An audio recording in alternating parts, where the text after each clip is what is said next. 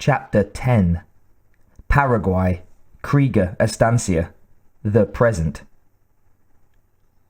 John lunged forward, his face grim with concentration, fluid and smooth and very fast.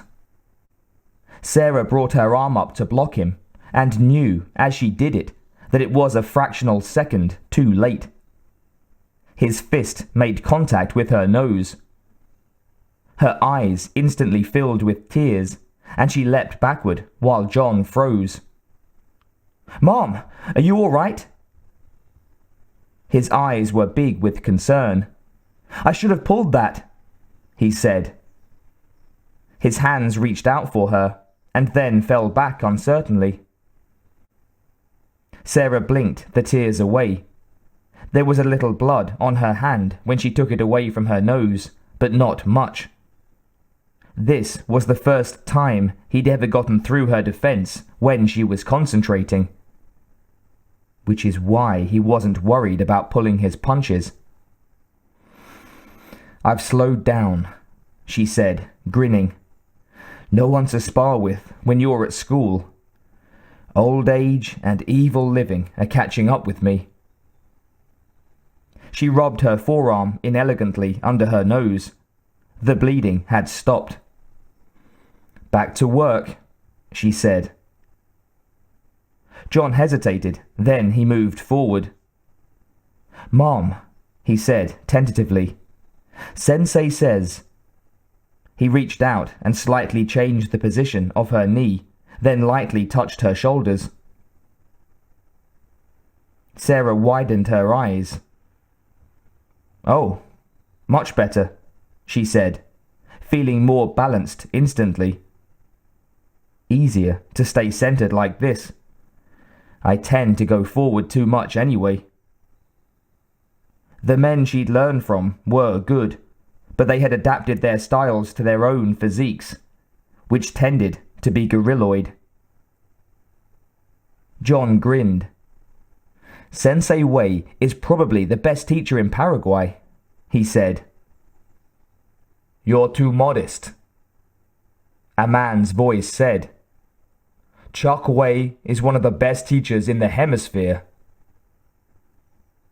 Both Sarah and John jumped and spun in shock, to find themselves confronting Dieter von Rossbach. He stood beside the corral, one large hand resting on a quebrancho fence post. "How did you get there?" Sarah asked, almost to herself. "I left my horse up behind the barn," Dieter said, moving forward casually.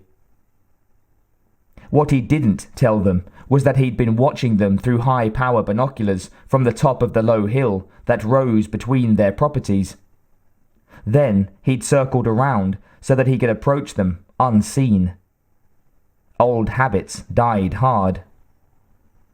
"We didn't hear you coming," John said, not too pleased to be caught off guard.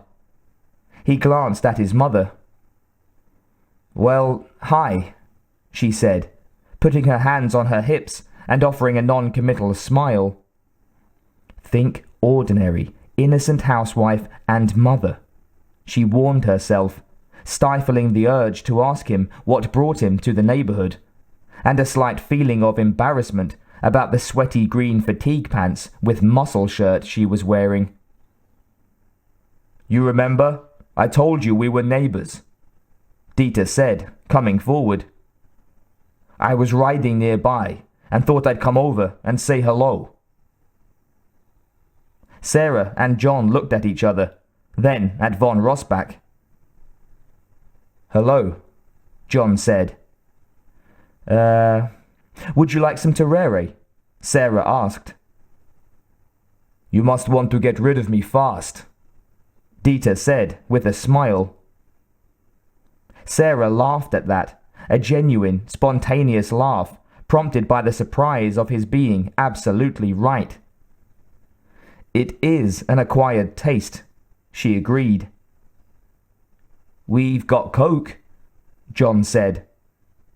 "It might as well be something I like to drink, as long as you're staying," he thought. "You know my sensei?" he asked. He teaches at the Academy Mendoza, yes? Dieter asked. John nodded. I've studied with him now and then. He's an excellent teacher, an amazing man. He looked John over. I've been hoping to find someone to spar with, John. Perhaps you and I could work together. Sarah looked the big man over, like she'd let him spar with her son. I've been hoping to find a sparring partner too, she said. When John goes to school, all I have is my shadow. Perhaps, Dieter said judiciously. They'd been meandering towards the house. Now Sarah gestured to the chairs on the portal. Sit, she invited. I'll be right back. John noticed how von Rossbach watched his mother walk away with something more than strictly cop-like interest. Von Rossbach was suddenly aware of the silence that had fallen and snapped his head back towards John, who favoured him with a toothily artificial smile. So, how long have you been studying with Chuck? Dieter asked. Just this year, John answered. Usually, you have to be a junior before you can qualify for his class, but since I'd already had some lessons, they let me try out. I consider myself lucky to have been accepted.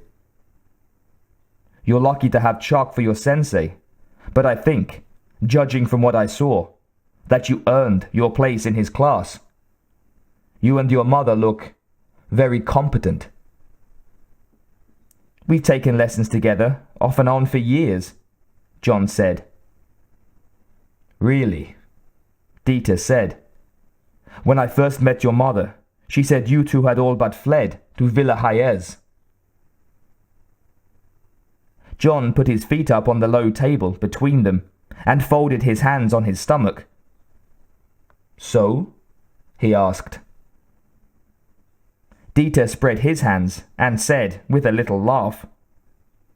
So, I think a woman so well able to defend herself wouldn't be likely to panic. John looked at him, frowning slightly. I mean, it seems strange that you didn't take a stand when this man threatened you, von Rossbach explained. Or she could have called the police. He shook his head. Surely there were other options than simply heading south. John grinned.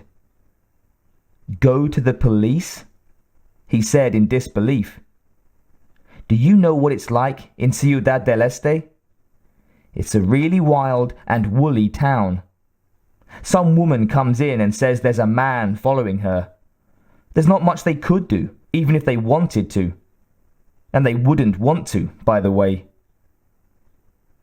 Besides, she was a new-made widow with an 11-year-old kid to watch out for. So she was feeling a little fragile. Maybe if she was built like you and 6 feet tall.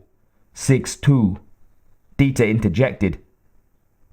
John looked at him from under his brows. Anyway, I think she made the right move, he said. We didn't have any particular reason to stick around there. No family or anything. And the way things were going. He paused. It just wasn't worth the trouble. He gestured at the small estancia. It's great here, and the business is doing well. He regarded Dieter through slitted eyes. My mom says you have to pick your battles. She says winning isn't always worth the cost of fighting. Von Rossbach nodded thoughtfully, and they sat in silence for a moment, listening to the birds in the few trees that shaded the house. Here we go, Sarah said, backing out of the house with a loaded tray and accompanied by the sound of clinking ice cubes. Ooh, cookies, John said enthusiastically, reaching for one as soon as the tray came within reach. "My mother bakes very good cookies, Senor von Rossbach," he said, almost accusingly. "Call me Dieter," von Rossbach invited, and grabbed a cookie. "Did you let your horse into the corral where it could get some water?" Sarah asked him. Dieter looked surprised. No. I guess I didn't think I'd be staying." Sarah looked at John, who grabbed another cookie and said, "I'm on it." He was down the steps of the portal and on his way before Dieter could react. Turning, John added, "I'll take off his saddle too." "Am I staying that long?" von Rossbach asked. Sarah smiled. "Long enough that your horse will probably appreciate having the saddle taken off. I think they prefer to be naked." She leaned back in her chair and stretched out her legs. "Besides, it's probably sweaty under the blanket. It's not good to leave him like that." "No," he said, shifting uneasily. "I suppose not. Suddenly, I feel very neglectful."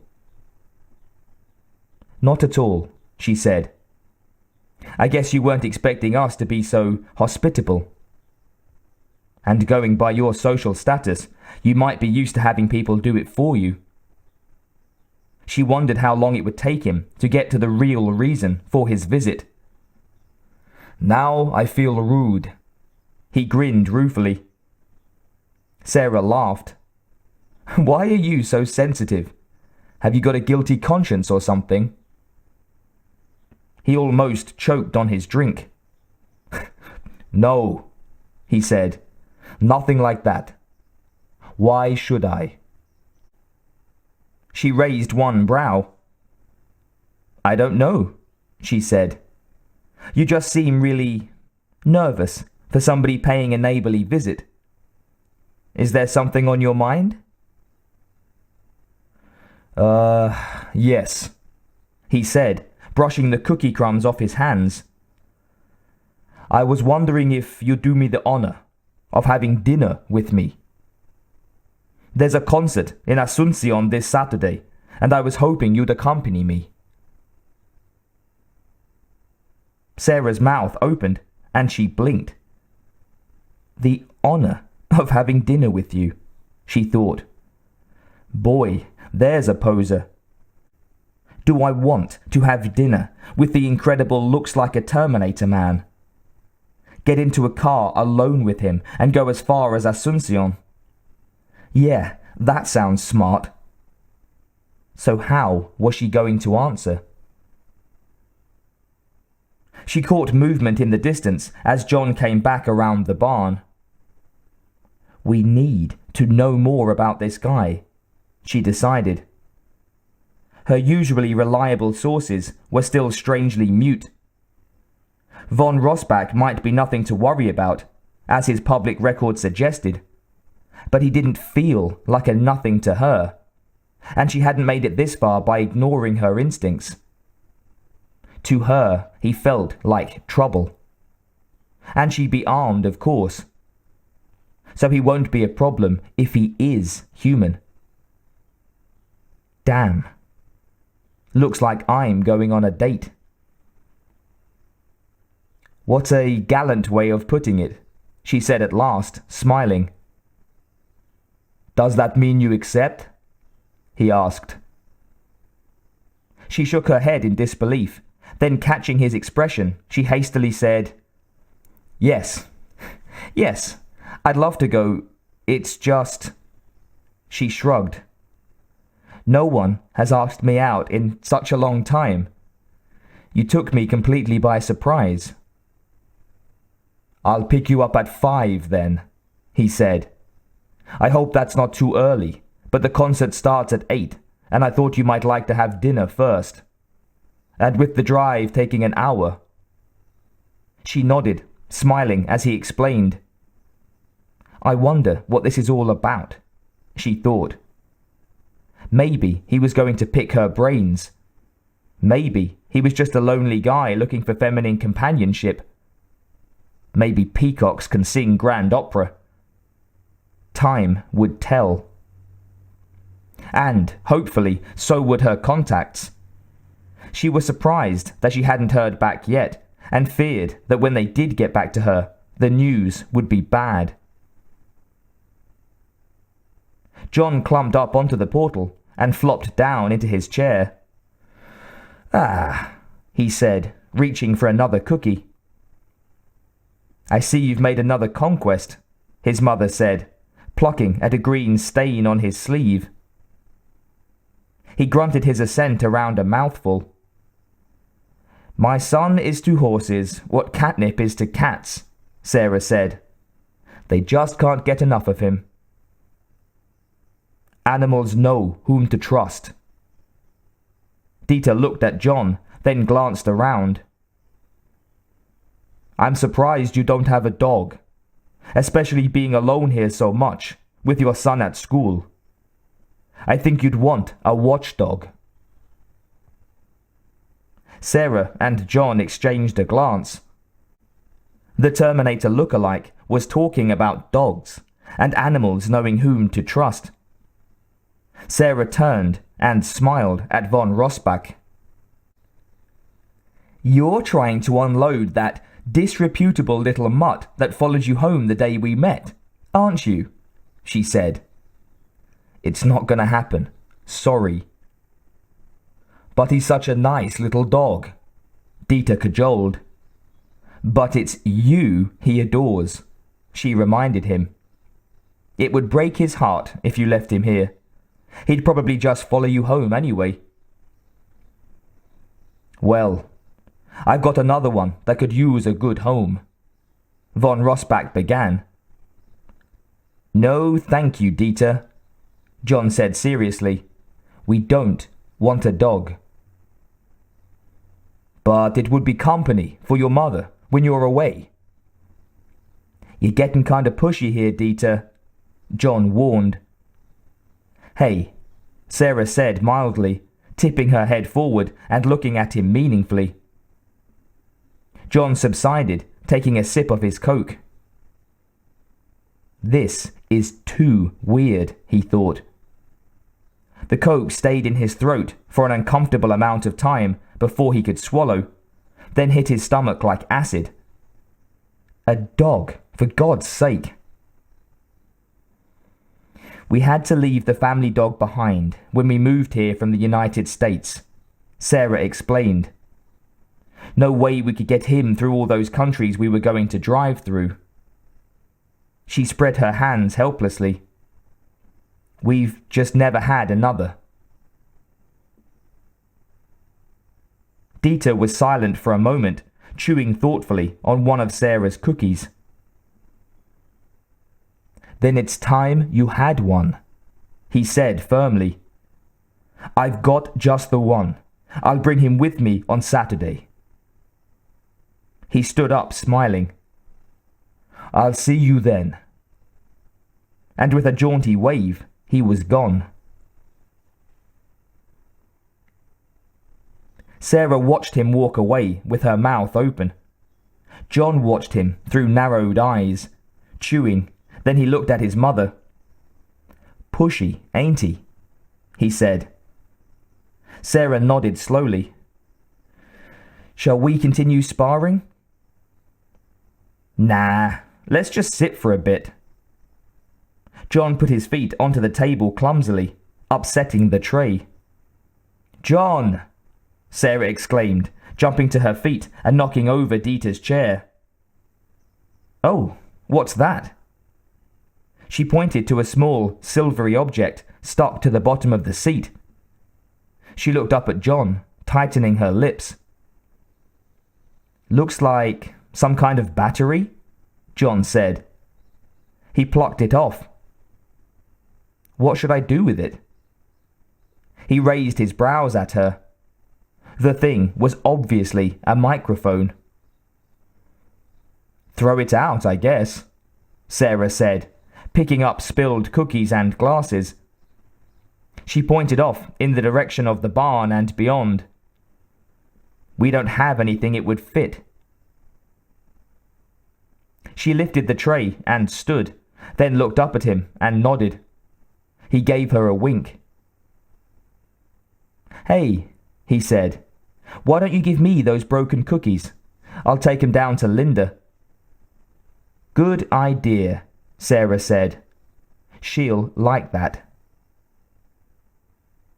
She paused in the doorway, the tray in her hands, and watched John head for the corral. When he got there, he'd throw the microphone von Rossbach had planted as far as he could from the house. Microphones, she thought. I have got to get some info on this guy, stat. She was just putting the last glass in the dish drainer when John walked slowly into the kitchen and leaned against the doorframe. "What?" she asked, sounding a little cross. He stared at her until she turned to look at him. "I've been thinking," he said. "Maybe you're right. Maybe we have been getting complacent and lazy." Sarah turned around thoughtfully and leaned against the sink, her arms crossed. "Because he snuck up on us?" "Mom, he was right on top of us. Unless he slithered all the way up the driveway, I don't understand how we could have missed him. I mean, it's not like he's short and skinny and disappears when he turns sideways. He's a very noticeable guy. He could walk through walls and leave a Terminator-shaped hole." Sarah nodded. "I know. I mean, I could see one of us missing him, but both of us?" John waved his hand between them. "Both of us overlooked him, and then he plants a bug on us. Not to mention that he's been living a mile from this place for over a month, and we didn't even notice." He took a few steps away from her, then turned. "Mom, we're not safe." "I know," she said softly. "What are we going to do?" Sarah looked at him. He wouldn't be asking her that question much longer. It warmed her heart that he was still doing so. "We're going to do better than we did today," she said, pushing herself away from the sink and crossing the room. "For starters, I'm going to send out some more emails, rattle a few cages if I can. I'm finding this silence rather ominous." "I find that microphone a little ominous," John muttered. "Maybe we would be better with a dog," Sarah said. "Mom, any dog Dieter von Rossbach brings us is probably going to be trained not to notice when he's around. So as a watchdog, it wouldn't be worth much. I mean, what if Skynet made itself a cyberdog or something? Besides, you know how I feel about us having a dog." She did. They'd had to leave Max, his German Shepherd, behind at his foster parents' house and had no idea what had become of him. But they thought they knew. He would have been sent to the pound, and if unclaimed within 30 days, he would have been put down. John had refused to have a dog since then. "If you can't be sure of taking care of it," he'd often said, "you shouldn't have one." It had been hard, at first, to give in to him on the dog issue. She'd had a dog at her side since before John was born. At first, it was because they could sniff out Terminators, and she desperately needed the assurance of an early warning system. Then, as she spent more and more time around dangerous and often evil people, her dog became her protector until she learned how to take care of herself. And even after, when she needed someone absolutely trustworthy to watch her back. Dogs. The only love money really can't buy, she thought. The only thing that had kept her marginally sane in Pescadero State Hospital was the knowledge that Max was with her son, watching over him. It grieved her to just leave him behind like that, even knowing they'd had no choice. But John had taken the loss of Max even more deeply. Sarah had seen the very real pain in his eyes when he insisted they didn't need a dog, and she'd acquiesced. But now, here was Dieter. Could that stray have been a cyber dog? She wondered. Skynet could do that, but... Nah, she thought. Too elaborate, too indirect, too inefficient. In her experience, Skynet just went for you. It didn't dance around and tease like this. Probably nothing in its experience had given it any reason to try anything more subtle than a sledgehammer. Well, she said aloud, I don't see that we're going to be able to refuse. I'll let von Rossbach know that if it doesn't work out, or if we can't take care of it for some reason, he'll have to have it back. If it doesn't work out, John said, what reason are we going to give for that? You're going back to school, Sarah said calmly. I have to work full time. It's not good for a dog to be alone all the time. If necessary, I'll come up with a reason. John, you don't have to worry about that. I can't help but worry, he said. He took a deep breath. I'm growing certain by the minute that I'm not going back to school this year. Sarah raised one eyebrow. Is that a worry or a wish? He laid a bug on us, John said simply. He raised his hands slightly and let them drop. There's nothing normal or neighbourly in that. And in the long run, I think it means our life here has just changed drastically. Sarah looked at him for a long minute, agreeing silently. She pursed her lips. I'm not prepared to jump without some more information, she said. We're not sure what type of threat he represents. Maybe running would be the worst thing we could do. Mom, that was a very expensive, very sophisticated mic he planted on us.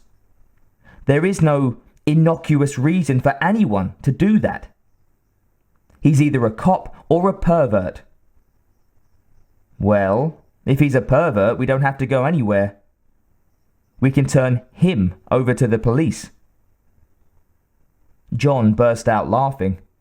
I never thought of that, he said. That'll be a first. The police helping us. He hoisted himself onto the kitchen counter. You don't really think he might be a pervert, do you? I guess not, she said. He asked me out Saturday night, and I said yes. John blinked. You're going out with him? On a date? Sarah nodded thoughtfully. Maybe he's a smuggler too, and he's just checking out the competition, she suggested. Maybe he's a cop, and you won't be coming home Saturday night. With a shrug, she turned away. John's smile froze as he thought about what else von Rossbach might be that could prevent his mother from coming home. Maybe I'd better get to work finding something out about this guy so we can make some plans, she said. Yeah, John thought. Maybe you'd better. And maybe he'd better put together some emergency stuff in case they had to vacate suddenly.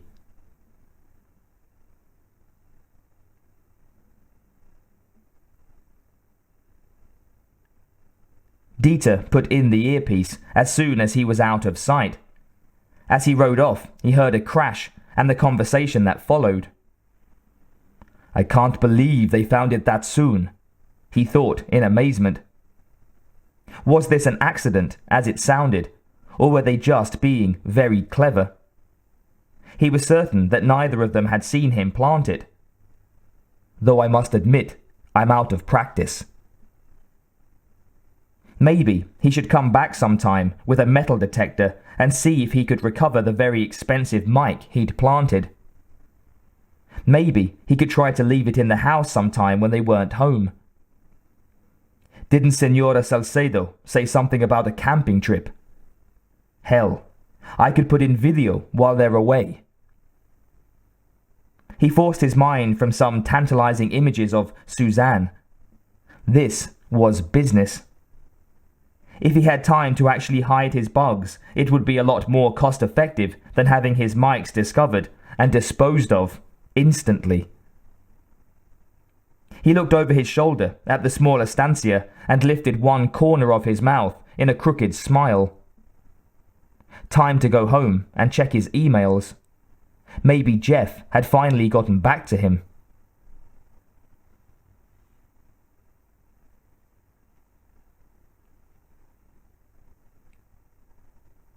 Dinner had been excellent. The restaurant was pleasant and the food superb. The concert, mostly Vivaldi, had been wonderful, sprightly, humorous, and soothing. Would you like to have a drink before we start home? Dieter asked. Sarah checked her watch. It's later than I thought. Would you mind if we started home right away? I don't want John to worry. Not to mention the fact that so far this had just been a date. She was going crazy waiting for the other shoe to drop. It's not even 10:30, von Rossbach protested. Did he give you a curfew or something? I'd like to see him try, Sarah said, grinning. No, I'm just kind of tired. And to be frank, I'm not used to this. Concerts? He teased. Sarah rolled her eyes. And dinner and being picked up. He smiled, and they walked along in silence until they came to where he'd parked the car. She looked very nice in a blue dress with a full skirt, accented with a colourful scarf and a wide belt. It was the sort of outfit one's wife might wear. Very respectable. Dieter supposed it was intended to send a subtle message. Keep your distance, or something of that nature. He opened the door for her, and then went around to his side. She was one of those women who didn't like to be touched, he'd noticed. In his experience, there was usually a story behind that sort of behavior. Maybe it would be easier if you didn't think of this as a date, he suggested. Just two friends going to a concert together. Sarah looked at him, then smiled. Maybe that's what we should do next time, she said. But I'm afraid that if the man does the asking, and the paying, and the driving, it's unequivocally a date. He laughed. Well, what if the woman does the asking, and paying, and so on? What do you call it then? I suppose you'd call it a date, she said, smiling. Then you owe me one. After that, we can just go as friends, if you like. That would be nice, Sarah said. He was so damn nice. Her stomach was in knots. He was good company. He was pleasant. He was attentive. He was clean. Not something she'd always been able to rely on. He's not what I would have expected a rich, spoiled playboy to be like. And if he was a cop, then he was definitely off duty tonight. She wished he would do or say something crummy so that she could stop feeling so ambivalent. They talked about this and that as he drove, Dieter steering the conversation in a more personal direction by degrees. Why didn't you go back to the States after your husband passed away? He asked. Sarah shrugged, and looked out her window. I didn't see any great need to go back. My family are all dead. I drifted away from my friends. She laughed. I'm a very bad correspondent, and besides, we put so much effort into the business. I was determined to make a go of it. And I didn't want to uproot John so soon after. That's hard on a kid. You moved to Villa Hayes, he pointed out. Yes, but that's still in Paraguay, and we visit Ciudad del Este at least once a year. Kids are amazingly resilient, Dieter observed. Maybe, Sarah said. Or maybe that's just something adults say to make themselves feel better. Kinda like whistling in the dark. Well, you're the parent. I'm not, Dieter said. The talk rambled all over the map from there, and the long drive seemed to last no time at all. When they pulled up to Sarah's house, Dieter got out to open her door for her. I used to like it when guys did that for me, Sarah thought. Then it seemed to show a little extra caring. With Dieter, it's probably Austrian formality. At least it might be if he was Austrian. It might also be that he likes intimidating people by standing over them. He handed her out of the car and smiled down at her. Would you like to join us for dinner sometime soon? Sarah asked, taking a step back and towards the portal. Yes, Dieter said as he shut the car door and stepped back himself. Why don't you set it up with John and give me a call? I'll bring that dog I promised you. His eyes glinted with amusement. He suspected that she thought her son might be watching them. John had left enough lights on to let them know he was still awake. I will, she said, smiling. Thank you for such a wonderful evening. He nodded. Good night, he said, going around to his side of the car. Good night. Sarah went up the steps and stood on the portal to wave as he drove off. Then she entered the house, turning off the outside light and locking the door. What? Not even a good-night kiss? Sarah turned and raised her brows. Watching, were we? She asked. Yeah, we were. How come you didn't kiss him? Because I think I'm already getting to like him more than I probably should, she answered. It makes me nervous. I thought maybe you didn't want him to think you were that kind of girl, John teased. If he ever finds out just what kind of girl I really am, I shudder to think what might happen, she said. Any word yet? She tipped her head towards the computer. Nada, John told her. The silence is starting to freak me out. Me too, she shrugged. I'm going to bed. How was your date? John asked. He backed up as she came towards him. It was nice. Sarah switched off the light behind her. I asked him to have dinner with us soon. Wow, the action intensifies. Sarah smiled weakly. John watched her go on down the hall to her room. Mom, he said. Sarah turned to look at him inquiringly. Should we leave? Is it time? Maybe. My instincts are blunted, John, but I honestly don't know. Let's give it another week and see how things shake out, okay? John shrugged. Fine by me. I just wanted you to know that I'm with you, whatever happens. She came back down the hall and hugged him.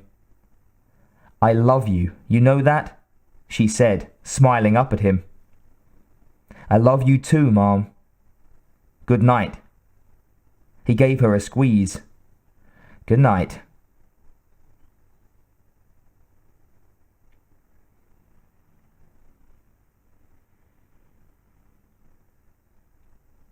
Dieter poured himself a brandy, then decided to check his messages before turning in.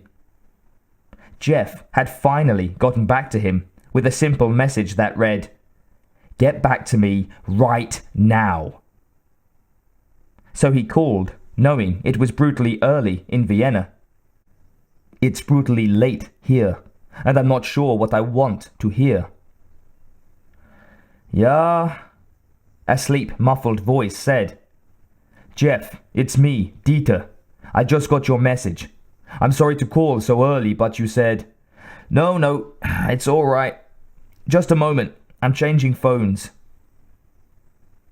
Dieter heard him speaking to his wife, asking her to hang up when he got on the other phone.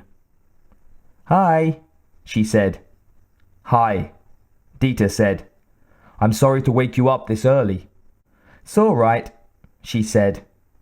Okay, honey, Jeff said. You can hang up now. Good night, she said, and hung up. What was so important? Dieter asked his friend. You've got to see this.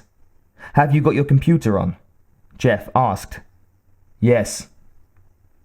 This will probably take forever to transmit, but I think I may know who that woman is, Jeff told him, his voice excited. And if I'm right, then you, my friend, may be in line for a huge, and I do mean huge, reward. Is it coming up yet? Dieter felt a sudden chill at Jeff's words. On his screen, a grainy picture was coming up. With every line that was transmitted, he felt a little sicker. You couldn't tell anything about it yet. Only about a fifth of the frame was filled. It is taking forever. Can't you tell me what this is all about? He asked impatiently. Check your fax machine, Jeff said. I sent some stuff over earlier. But this other thing you have to see to believe. With a sigh, Dieter put down the phone and went over to the fax machine. He picked a few sheets of paper out of the hopper and brought them back over to his desk. When he viewed them, he saw they were wanted posters. Sarah Connor, it said, an escaped mental patient wanted for the terrorist bombing of a California computer company named Cyberdyne, for kidnapping and possibly for murder. The other was for a boy of perhaps 10 years, a bold-looking kid with a defiant expression on his young face. He was wanted as a suspect in the murder of his foster parents. John Connor, last seen with his mother Sarah and a mysterious man who was wanted for the murder of 17 police officers, as well as the shooting and wounding of scores of other cops. The picture that was supposed to identify this man was almost black. I've got it, Dieter said.